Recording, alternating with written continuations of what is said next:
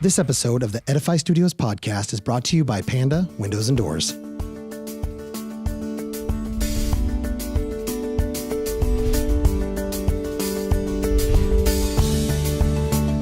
Well, the XO has some of the largest panels that you can have.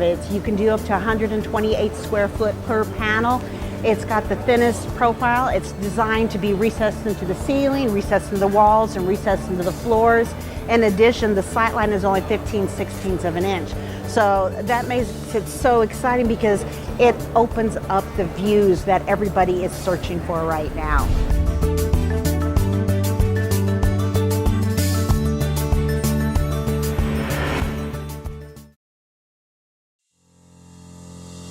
Welcome to the Edify Studios podcast, discussing the shift of architectural concepts into actual solutions, disrupting the current status quo, and having a blast the whole time. Here are your hosts, Brad Glauser and Brad Walker.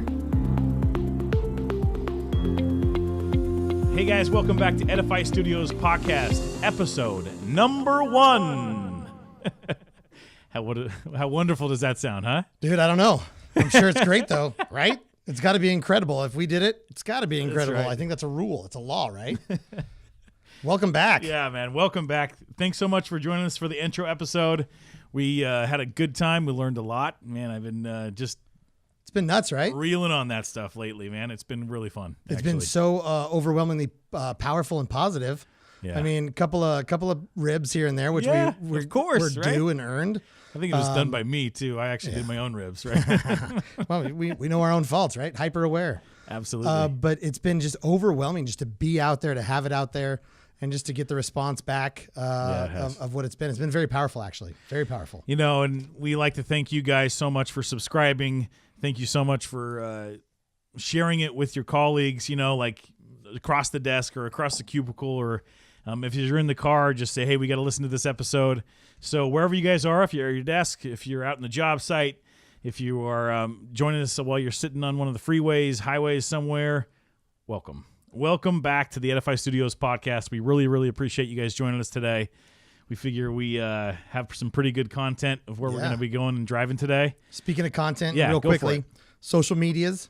Don't forget to check us out at Edify_Studios on Instagram and at Edify_BDub on Instagram.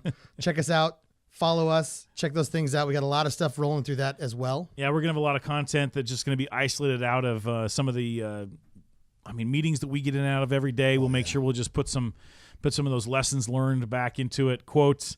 We really have a lot of motivational stuff that we like to, I don't know, just keep as our fuel every single day, man. I mean, a lot of sexy project shots. Absolutely. Sexy to us. Somebody's going to go, oh, it just looks like steel. It's not even a thing yet. No, man. It's beautiful. You know, one of the things we would definitely want to start out with and just kind of just give a little bit of how's your week or how's it going. Sure. So I'll ask you, Mr. B. Oh, what do you think? Week. Yeah, how was your week? Phenomenal week. The temperature kind of chilled out a little bit, but it's still just been kind of perfect. You know, Punxsutawney Phil was right. This is a short spring or a short winter, man. Yeah. It was awesome. It's been really, really pleasurable. Yeah. Kids are out in flag football. That's right. So, that's right. They just barely started. It just barely started. It's been a blast. Had some great games. Just tons of fun. Like they've been playing now for a couple of years in the flag scene, as it were, I guess. And so they've played with the same kids now for quite a while. Right. And my kids also do tackle football, which we'll talk about later as we get into that as the seasons roll. But they love to do spring flag, and it just partially because they just love being out there and they love football. But the other side is they just love that group of kids that they've kind of come up with. It's interesting, the community that surrounds each one of those community sports. So softball, baseball season just started for us. And it's the same thing, man. Just get to see those parents again. You get to see the group of kids again. You get to reconnect and see how their holidays were or whatever it was, or the hibernation period. It's great, though, because it's just another circuit of great parents that we get to kind of hang out with and great kiddos that our kids get to spend some time with. So that's been great. And then I've just been consuming season 3 of Santa Clarita Diet. I haven't been able to get into that show, man. I seriously haven't. No. Well, I know Netflix is our thing, right? We'll talk about Netflix shows back and forth, but I've tried it. Maybe I gotta dive back in again. I don't know. It is just one of those things I just obviously haven't it's not gotten to. for everybody. Sure. There's things that are just absolutely magical about it. It is. There's some gore. Trisha, my Right. wife, not a fan of it either. Just got a little too gory and cheeky or cheesy for her, I guess. But there's just something. It's shot with this very vibrant, bright light. Oh, it is. Yeah. So it's almost It is like nice. it's polar opposite of what it is, which is a very, very, very dark comedy. right. And then the character that Timothy Oliphant plays, I love that guy though. I seriously He's like incredible. Oh. those two characters on that. Oh man. But he loved him. is he owns that show. He does. I defy anybody out there to tell me that he's not the guy. He's got like the I don't know, man. He's just I haven't seen a lot of actors like him. He's great. He's man. very versatile, but he's just incredibly talented. But the way that he turns this into this weird satirical comedy with the super dark tones, he pulls it off magically. You know, he reminds me of I'm gonna think about it. He reminds me of like a Robert Redford, someone that Sure, just I can see commands that like attention on screen, but so cool, calm, collected that like you are listening to exactly the words that he's gonna say. Yes. Anyways. Yeah, no, I agree. Dive into that. So that's been my bag of tricks. What about you? You know, like I said, spring sports is on us. So softball, baseball are right in the thick of stuff. We're diving into games. So it's like 4 or 5 times a week at the softball, baseball park between my daughter and my son, just going back and forth. And no, it's fun. We have the softball crew of the parents, and we get to see, and the coaches, the umpires who we like at the beginning of the game, dislike during the game, and then like after the game. Right. And actually, sometimes I'm one of those umpires, so I get it. You have to kind of step into those really? roles. Oh yeah. I've Not to cut you off, I've but I already volunteered did. for that. I already did. Yeah, you did. One of our groups of friends, the one dad is the coach of the team, and one dad's an umpire. Okay. And I've always wondered how that dynamic works. Like it's a love-hate actually all right. relationship, but it seems like it's much more civil than in some other sports some of the time. Well, in volunteer leagues like these are, I think it's so funny. You get the parent like little signs on the fence is like, you're not the Mariners. This is a volunteer sport. If you actually have something to say, be a volunteer first before you actually say it. So anyways, it's fun. This is our 7th year doing it. And it's good. Good to be back in the spring sports for sure. And then number 2, man, so I'm actually I'm testing out a Ethiopian coffee that I've actually So so I roast my own coffee on the weekends. Right. All right. No. I make fun because I'm not a coffee drinker, but Yeah, he's you the don't guy, roast coffee. You obsess. Come on. Well, listen, this guy actually lives in the Pacific Northwest, okay? And Seattle's known for its coffee. That's what it is, right? When I first moved here, our landlord said, "Look, welcome to Seattle. You got to like 2 things, coffee and teriyaki." I said, "Can I like one?" I was like, "We'll find out." I was like, "Well, okay." So I've only liked one of those 2 things. No, but I've whole span. I've gone through like the migration of like, I like that coffee shop, or I like this type of Starbucks coffee. And then just through the evolution of the Seattle experience, I started roasting my own coffee a couple years ago. Actually, it's been about a year and a half. And this past weekend, you get really nerdy about it. You get into like, now, okay, what farm is it from? Okay, is it actually in season, or is it actually just on special, so they got rid of it? But then now it's kind of turned a different corner for me. So it's like the different, okay, if I'm roasting a half a pound now versus a pound, it's a different temperature along the way. So you have a different temperature cycle inside of it. Anyway, I could go on about coffee. But that's crazy. I mean, that's great. It's No, great it is. because It's fun. It's a lot of fun. It's a fun hobby. It sounds like, and it's a hobby that you can share with probably a lot of people. The general public, just not my business partner. Nope. And that's okay, because more for you.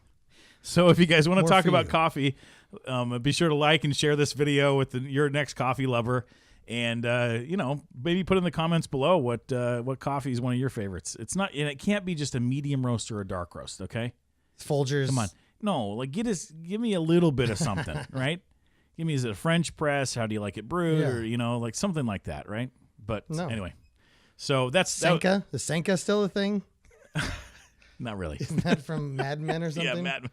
Anyway, so enjoying a little Ethiopian brew today, man. So anyways, good day. Let's dive into it, my man. Let's do Yeah. it. Absolutely. So big topic. We're going to sort of chunk into a couple Absolutely, digestible episodes, but looking at 50,000 feet, we're talking about design assist, right? Yeah, design assist, man. What a huge topic to actually really kind of just take on as the elephant in the room that actually everybody, I think you have to have special glasses to see the elephant, by the way.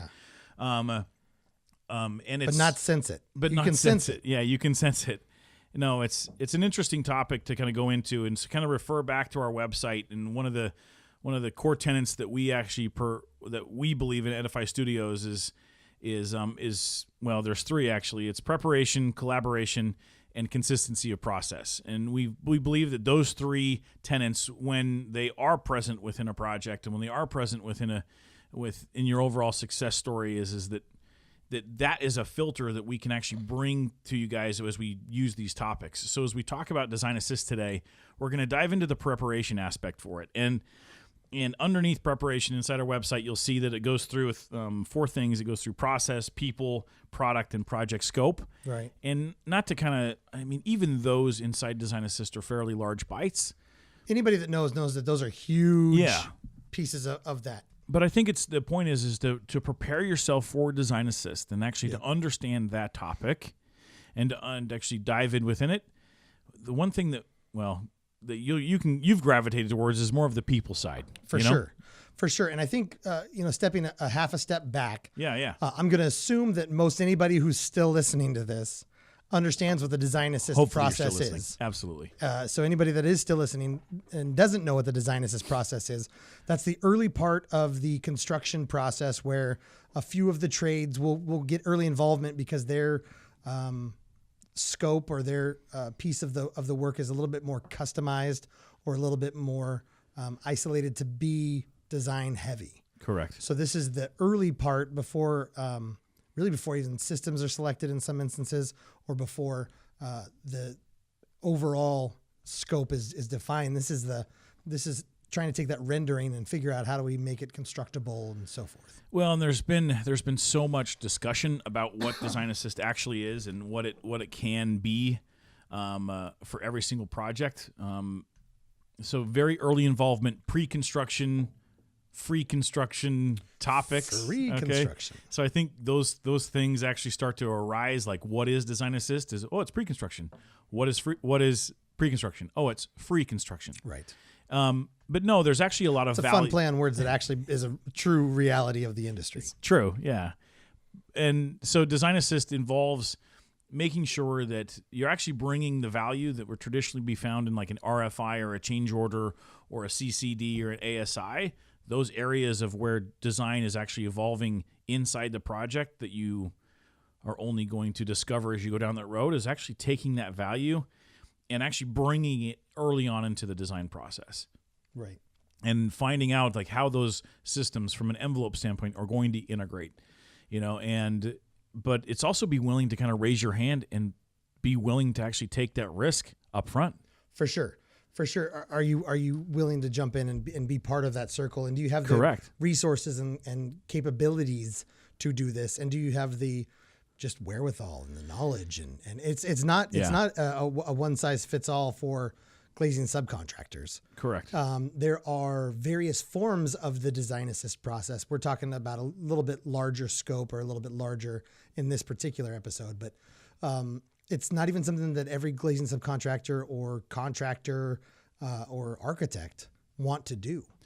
Right. And I think it's a narrow focus inside the market, but I think it's becoming such a widespread topic of like, let's just do a design assist on it.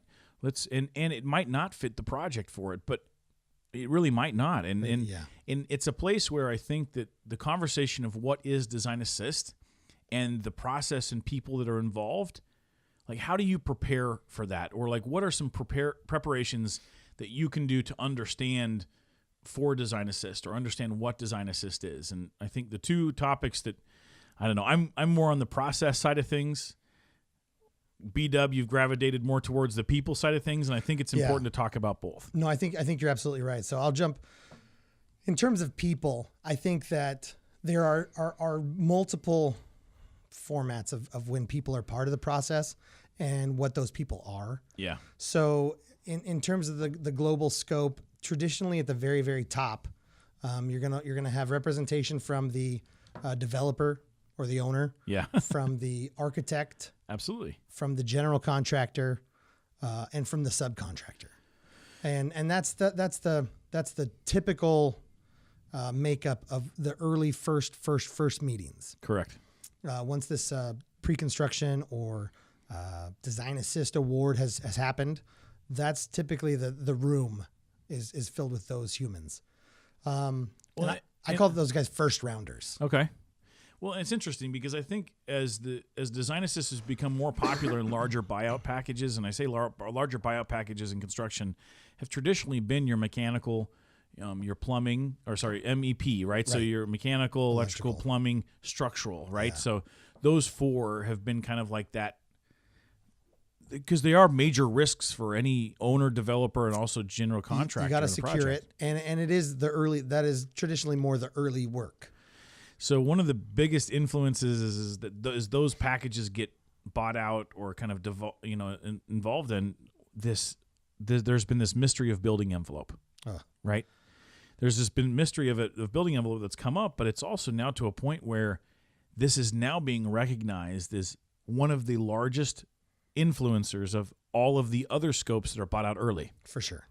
How is it affecting structure? How is it affecting mechanical? How is it affecting the overall execution of those major scopes early? And so now it's discovering that design assist has been being now involved inside the building envelope packages. Right. And so traditionally, like you said, they'll buy out the MEP first. Correct. And they'll just have that set up.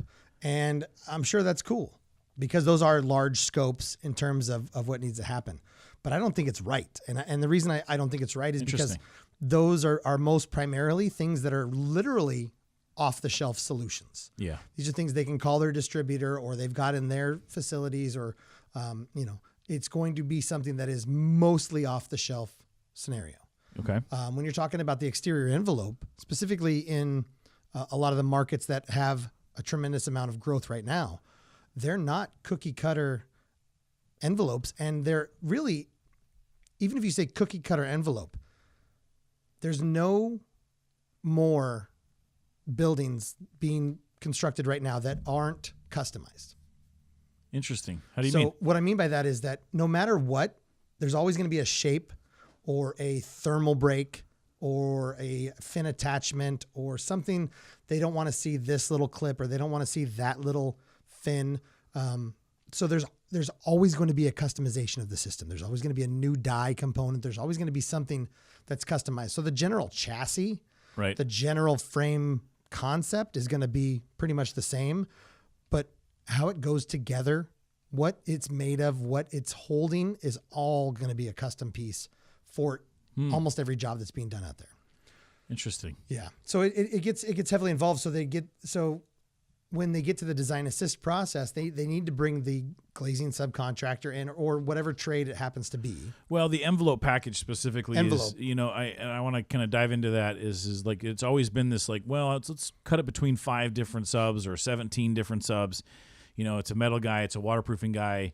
You have glazing subcontractors, curtain wall guys. If it's all glass portion, like a lot of these traditionally have been seen as it, but all of these packages that are inside building envelope tend to have major effects on that MEP side.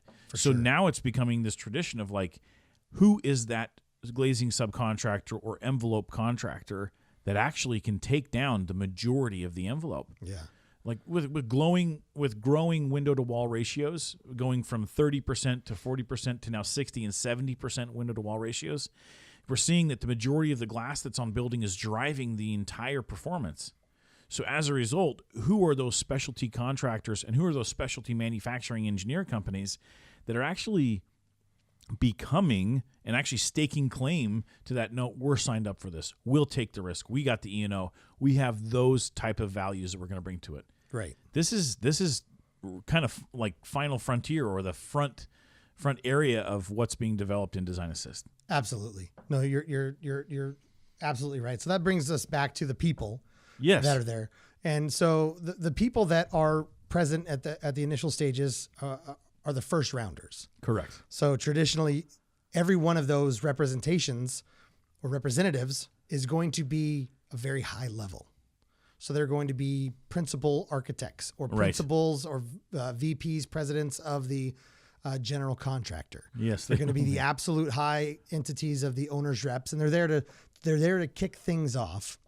But they're not the people that are going to be throughout the process as much. They're very important. They're very integrated in, and a lot of times after this meeting, they've got another one of these down the hall, because a lot of these principals and higher executives, they're circling 5 or 6 of these at a time in various stages. Correct. So they don't have the capacity, and it's not in their spectrum to be the boots on the ground. So they'll kick it off.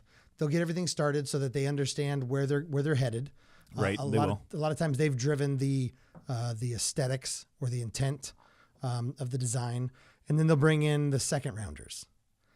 And the second rounders are traditionally who are the second rounders? Excuse me, I'll tell you. Yeah, fine. I'll tell you. The second rounders are traditionally going to be from the subcontractor. It's going to be their pre-construction person. A lot of times it's the tail end of the sales guy, if you want to call it that, but it's the pre-construction guy who's getting things started from looking at it from the level that they bid it and won it. Okay. Then you're going to have more of a project architect. So like a mid to high level architect who's going to oversee the entire project. Got it. Not necessarily honed in on the exterior, but there's a big piece of the exterior that's in their spectrum, in their wheelhouse. You're going to have the project executives, maybe a higher level project manager from the general contractor. And you may still have peppered in a representative from the owner or the developer. Yeah, it's interesting. So as you mentioned the different parties kind of get deeper into the process of you get first rounders, second rounders. I think it's important to highlight the not only the hierarchy, but the process that these guys go through to make sure that information is consistently taken down the chain. And it's making sure it's also validated across the line. Yeah. Right? Because it's backfeeding into the system. You don't want to get all the way down to, okay, now we're actually going to start, moving dirt. We're going to get into it.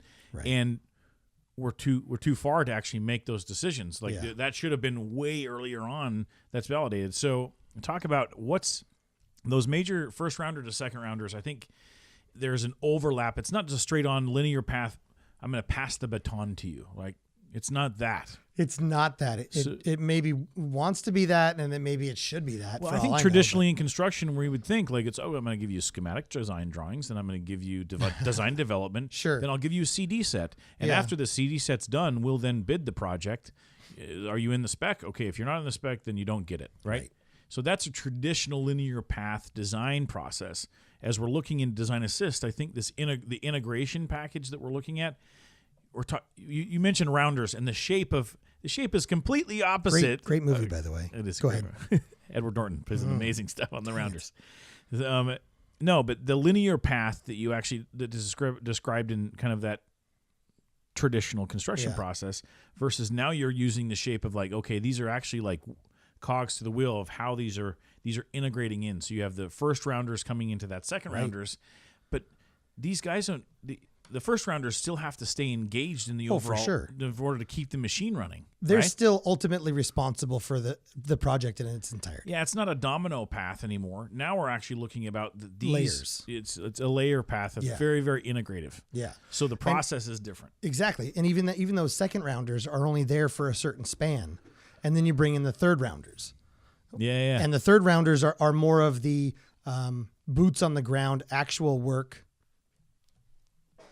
for the parts and pieces of getting the design laid out, getting the design on the table, getting the drawings to go the direction that they're trying to go. Right. And you're starting to now pepper in the project team from the subcontractor, and you're starting to, now you're down into the project engineers typically, because it's becoming more of a paperwork, taking notes, making sure that everybody's communicating. That's on the project management level. Interesting. So the way I tend to look at it is the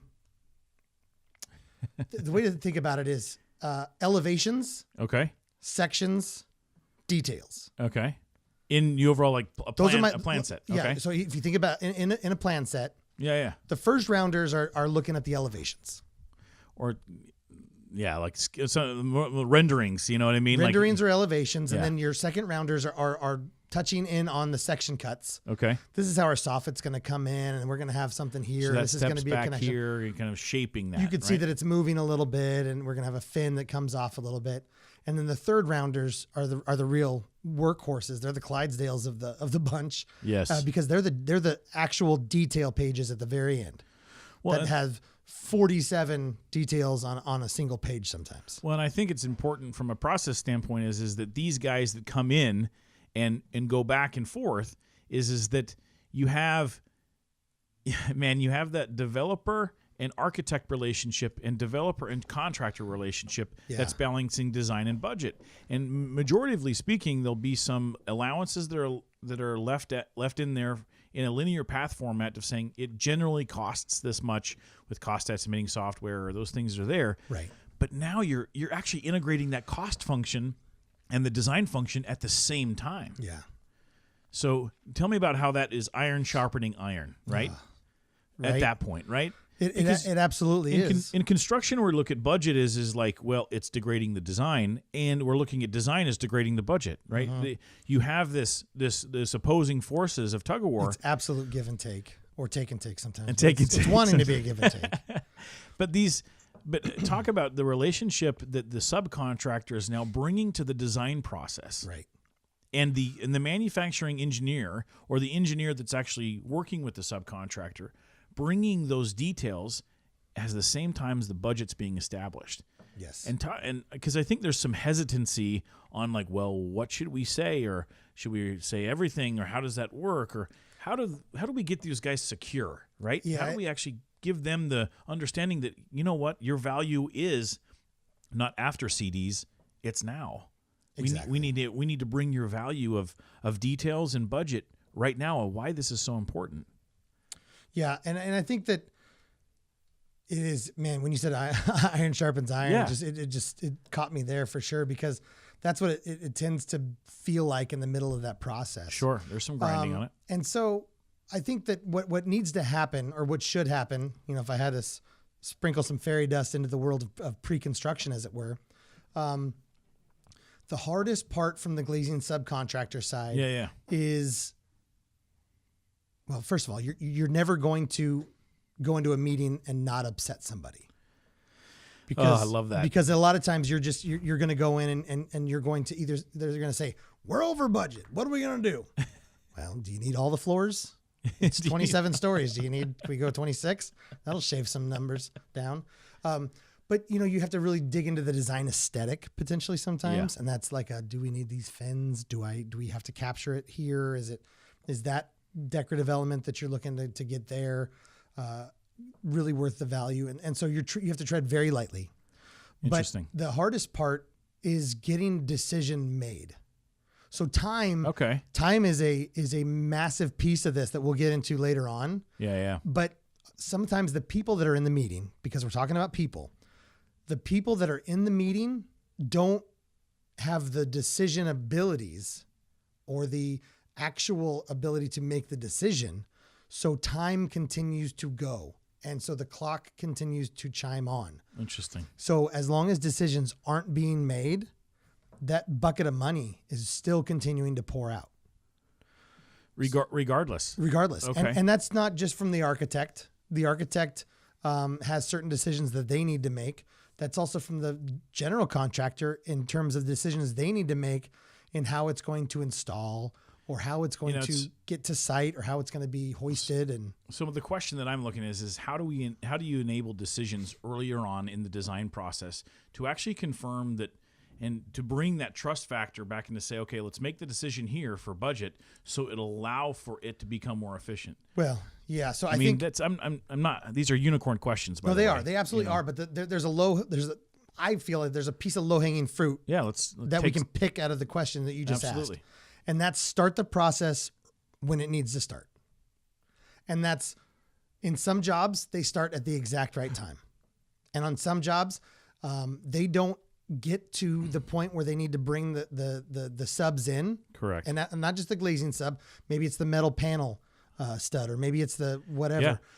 Bringing them in at the right time is a consistent wound to projects globally, because they can't make a decision. And sometimes the general contractor is, they're cuffed to a certain amount of money, or cuffed to, I can't make that decision because the owner hasn't approved for us as a contractor to make that decision. But okay, so bringing those guys in is that now we're talking about the developer, principal architect, or project architect, so the general contractor, kind of project executive, project manager that's their subcontractor lead that's in the pre-construction world.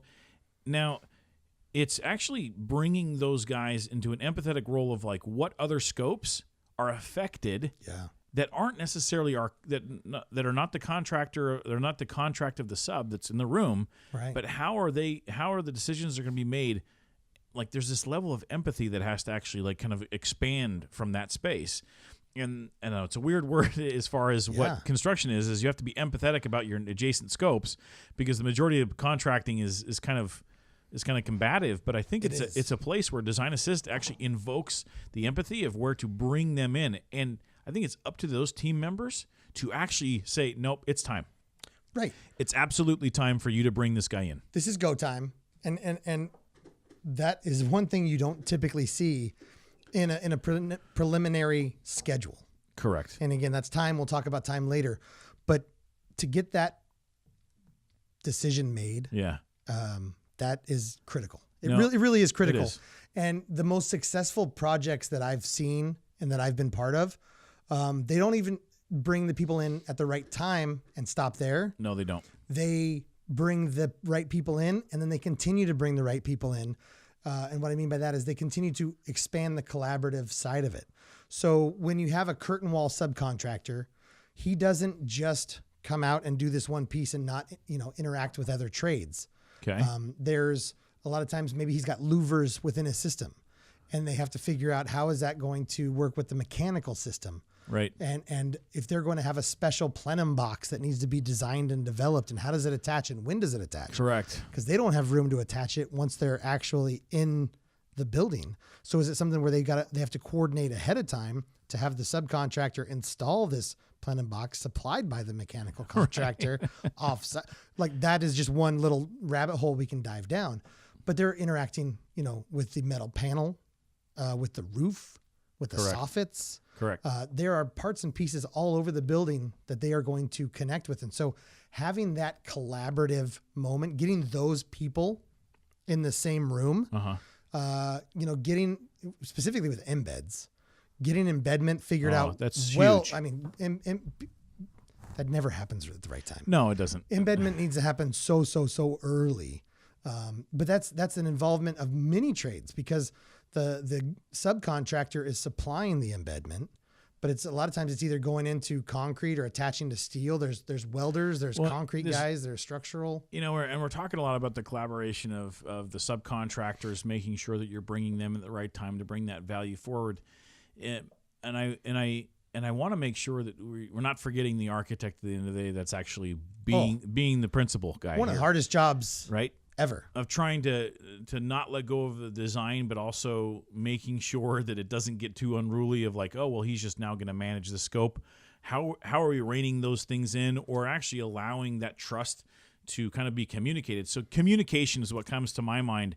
Absolutely. Is how are these bid packages, the process that architect would go through to make sure that bid package is being done? What would be some suggestions you could give the architect to be like, hey, what are some of the good best practices you've seen inside to communicate those bid packages, to invoke that empathy and communication? Well, I think that it's all going to be relative and dependent on where the drawings are. Okay. Because I've seen bid packages where there are no detailed drawings, there are no sections, there are maybe floor plans and a couple of renderings and an exterior elevation. So there's a whole bunch of guesswork that has to go into that level of it. But I think that the biggest thing is understanding from the general contractor side. And so the architect, needs to communicate with the general contractor and vice versa to understand where they're thinking those scopes are going to lie. Are they going to look at all of this to be within the glazing subcontractor, and we're going to put all that panel into the curtain wall system? Right. Is it going to be multiple trades, 2, 3, 4, 5? And then where's that line of demarcation? Where are we going to stop this and start that? Interesting. So I think that a piece of it is just the communicative moments early to understand what the scopes are to involve the right trades, and then get somebody looking at the drawings to say, hey, watch, this is where all of your money is going to be, or watch these lines here because you're going to double up or triple up on your scope because 3 guys are going to potentially grab this scope here. What I'm hearing is that we're kind of, it's interesting of how earlier on the process needs to include those subcontractors and manufacturers' input upon the design. So even as bid packages are being developed between GC and architect, right. and it's prior to award or it's prior to even a budgeting period, I would urge the architect to not be afraid to reach out to the subcontractor, not be afraid for the architect and the general contractor to actually suggest that let's get some eyes on this package or this early thing or some advice. You know, even if it's for like a couple of hours, or like, hey, let's have you on like a 30-minute go to meeting or a Zoom meeting that we can actually kind of review this together. But I would say to create that empathy as early on in the design as process as possible. Yeah, you know. Absolutely. Sorry if I tripped over that. No, I think that was great. And the real end of that is getting involvement ahead of putting it out to market, right? Right. Like there's so many intricate pieces of the scope that could be picked up by 2 or 3 different people. When they start to talk about parapets and backup parapet caps and copings, when they start to talk about fire safing and slab edge, smoke seals, when they start talking about insulation, whether it's continuous insulation. I mean, in the Seattle market, there's a lot more insulation that's needed. Correct. Both inside the system and then outboard of the system that's continuous. Mm-hmm. Who's doing that? Are you curtain wall guy only going to the edge of your system and not providing the continuous? Am I looking at the insulation or drywall guy that's going to come and do the slab edge and the fire safing? And the constant communication is early involvement with them, and it's not being afraid to do it and not being afraid to ask for that advice early. Well, it's a huge task from the general contractor. The general contractor has to put these bid packages together and put them out, and they need to do it. You know, what seems like, you know, with limited resources a lot of the time, but most importantly, it's a single guy or a guy and a half that have to put this entire bid package out to everybody. And so they're trying to make sure that they know it, but they can't know all the scopes of the entire building. If you think of an entire 40-story tower or even a 10-story tower, correct, they're the same at that point. They are the same at that point. How many different parts and pieces there are, and different subcontractors and different levels of things that you need to understand and know. There are things that would be very, very simple to drywallers or to carpet guys or to, you know, anything on the inside, interior wise. And they could say the most basic thing and I would not have a clue what they're talking about because I focused more on that exterior facade. Right. It's impossible to know. You can't be all of those things. So you need to engage in some way with an outside piece. No, I don't disagree. It's a place for me where I want to make sure we're communicating the topics of design assist as early involvement. But now the opposite token of what we've said, hey, architect, reach out to those guys. Now going back the opposite way, what if that architect does reach out to you, subcontractor, and it's a project that you have no idea about, or it isn't in a bid list, or it isn't in an opportunity lead thing, because it is in that early involvement stage. Right. When an architect reaches out to that subcontractor or that manufacturer or that manufacturer's rep within the area, like how's that received? I mean, I think there's the level of actually trust and the level of that it's like, okay, I'm calling to actually ask for advice. Right. Like, I think there's the level of honesty that has to be there. It's calling to be like, hey, I'm interested in involving you in a project. that maybe isn't absolutely secure right now for you, but it is a place where I need some help for this because these projects are becoming more and more rampant within our industry. Yeah. No, they are. So as people, making sure that we're not only just reading for past projects or what we did on this last one, it's actually seeking the advice of the local representation, also the local, even the manufacturers that have those resources inside that actually can review it, and within 15 minutes can give you some really good direction. Absolutely. So you as you're changing that percentage of perspective now, it's not going to end up in this really awkward spot as you go down the path. So from a process and people standpoint, early involvement, making sure that when you get that call from the architect and when you get that call from the principal or when you get that call from that developer and saying those first rounders, like that's the call. Yeah. Like that's the call. They're not wasting your time. No. They're wasting so they're not wasting your time. Yeah, they're not wasting your time, and they're actually providing you an opportunity to be involved early. And I promise if you actually answer that phone call, yeah. And you're going to get it. No, absolutely. And then keep making, I think that there's a weird mask over the concept of reaching out to a subcontractor or something, even a manufacturer, and sometimes early, because I think they feel like that person is going to feel entitled. Okay. They reached out to me, so I'm on the job. We're obviously going to do, and it's not actually a real thing that people think out there. No, it's not. But I think asking the questions relevant to the project of the community that's going to be involved in it, whether it's the manufacturer or the installer or however it works, and sometimes that's the same person, depending on what the scope is. It's so huge because sometimes you get the easiest answers back, which is that's not a thing that you can do. Correct. Or that'll never be a thing that you can do because of these reasons. Mm-hmm. And sometimes that'll stop a design from spinning around for too long because they didn't ask the easy question first. Or sometimes maybe the person didn't give them the best answer. But the feedback that they need at that time is it a thing? How does it work? Can we make that? Can we modify it? Can we make it meet this condition, or can we have it shift to this condition? And that's a big piece. No, it's interesting.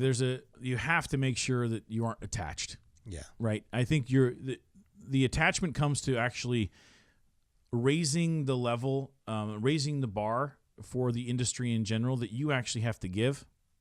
Right. You actually have to give that. You say, all right, he's calling me, but guess what? There isn't an attachment that I have this project. There's attachment that I actually am raising the level of responsibility. Right.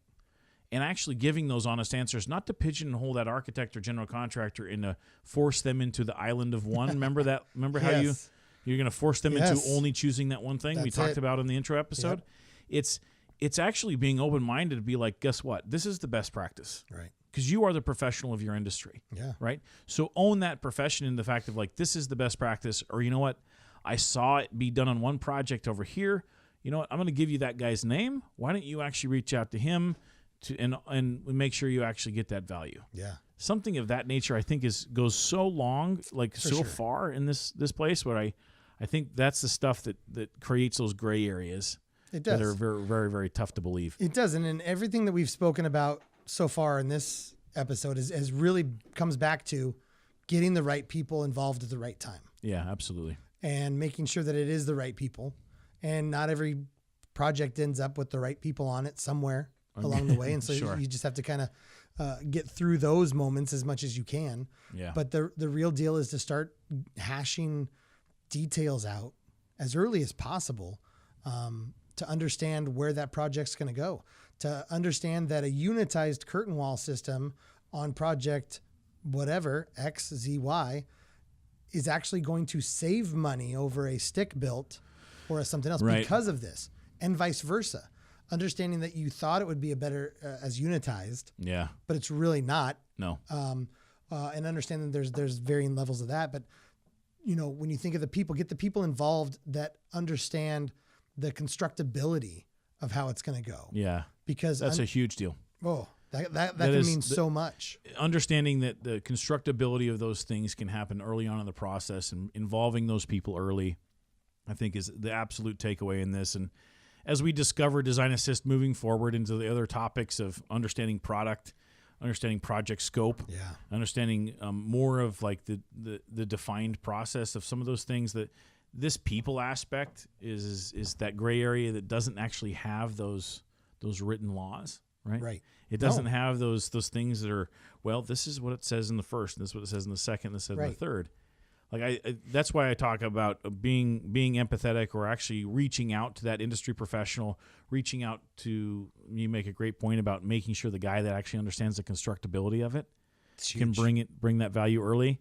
So I don't know. I think it's a huge aspect of this gray area of Design Assist. So I don't know. We want to bring it to light, and making sure that hopefully it brings a value to you guys at the end of the day. That's the overall deal. For us, it's easy because we work with each rounder, right? Yeah, we do. For us, it's an easy part of this, but it's the pieces that are in the middle that don't get either some first round action or some third round action, or vice versa.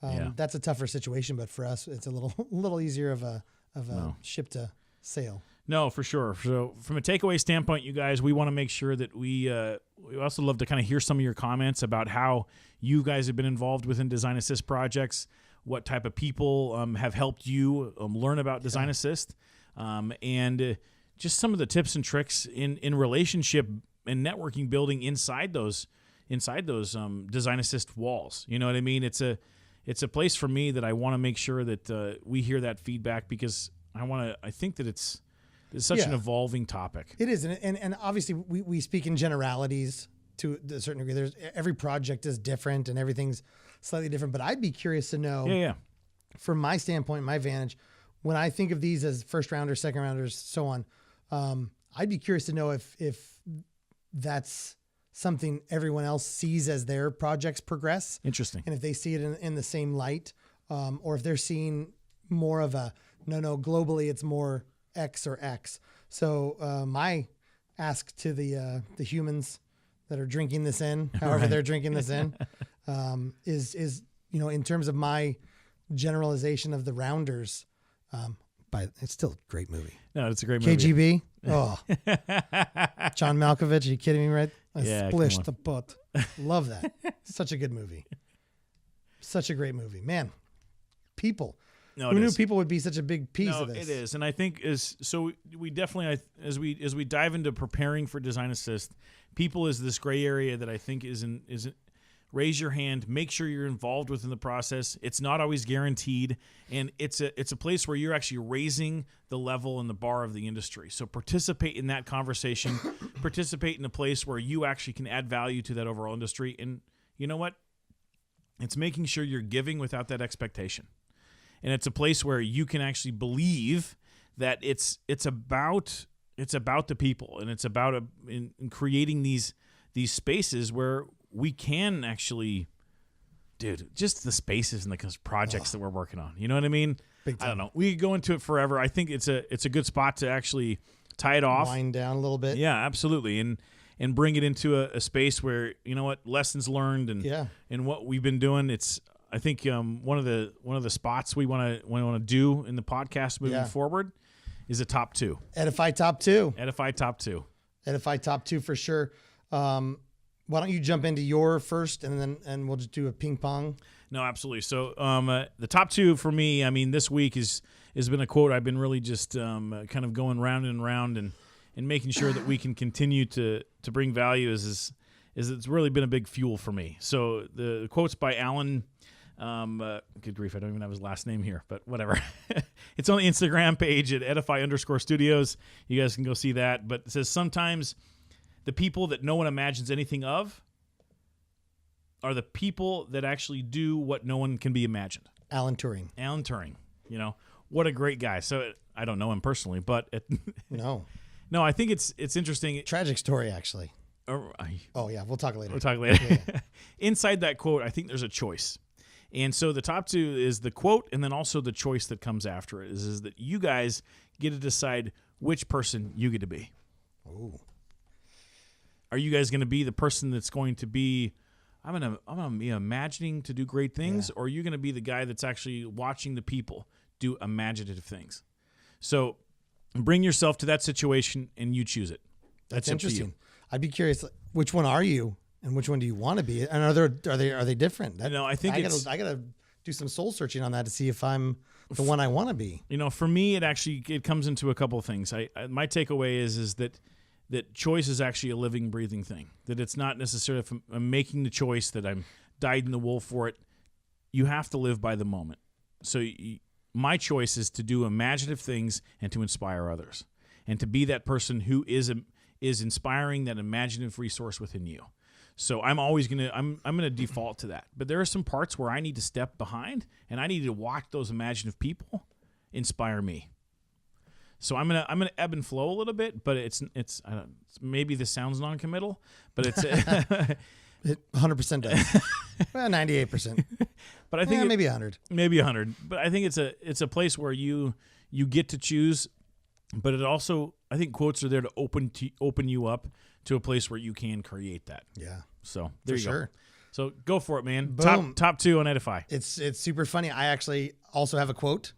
You do? I do. It's funny. So I have been consuming the show Afterlife.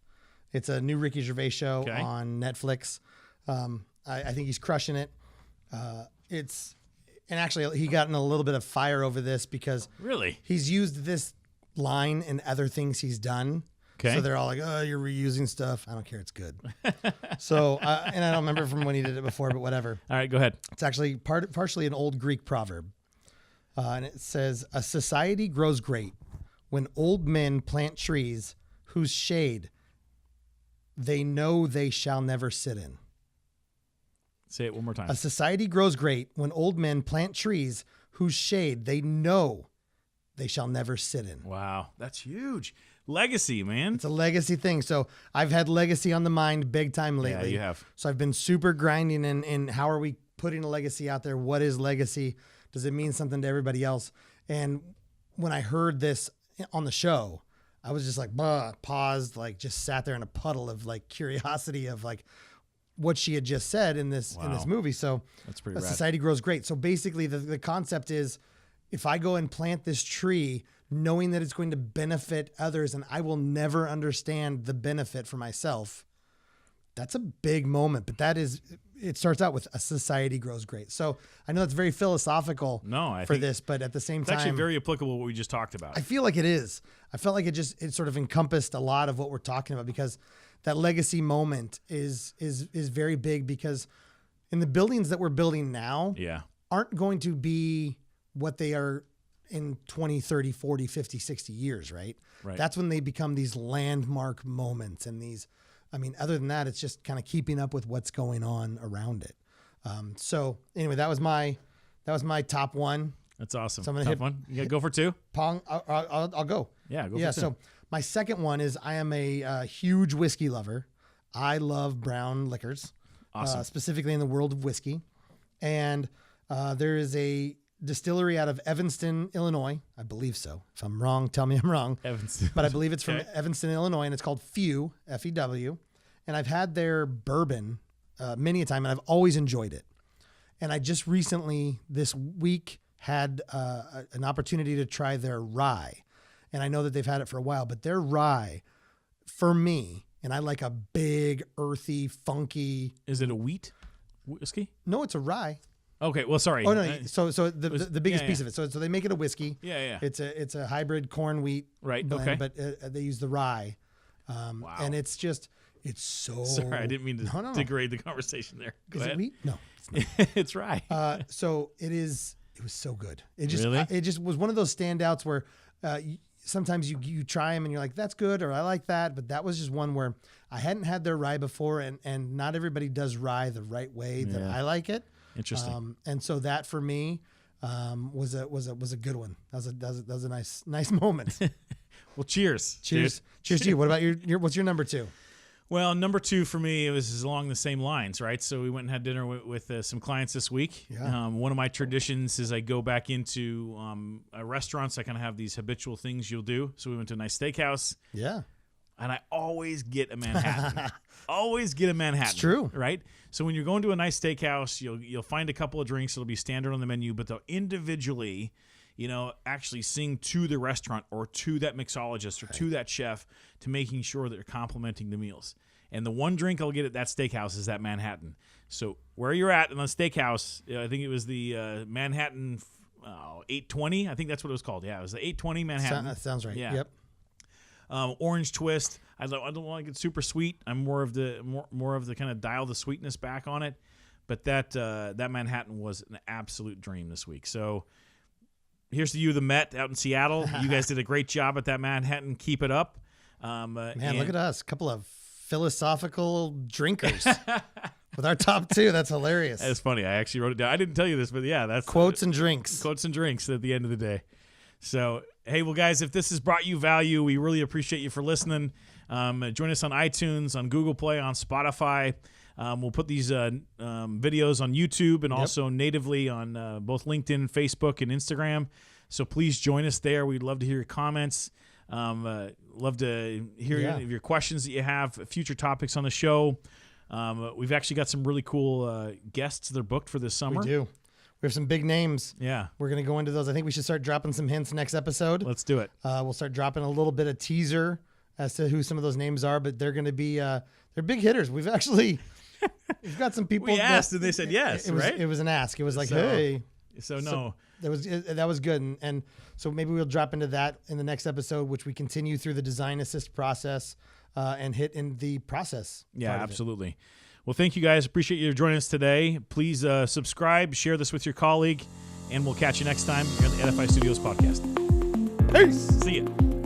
Thanks for listening to the Edify Studios podcast with hosts Brad Glauser and Brad Walker. To learn more about Edify Studios, visit www.edify-studios.com. That's www.edify-studios.com.